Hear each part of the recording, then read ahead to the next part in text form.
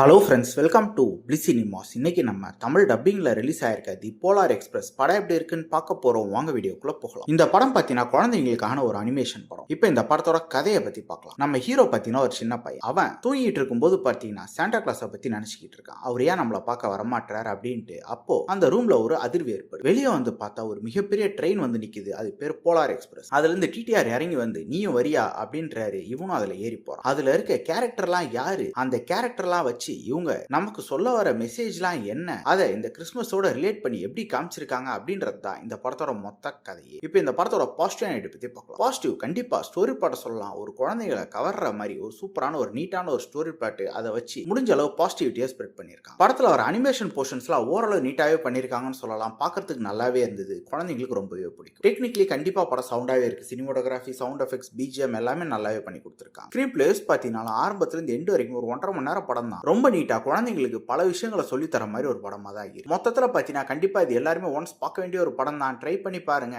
இன்னொரு வீடியோல சந்திக்கலாம். தேங்க்யூ.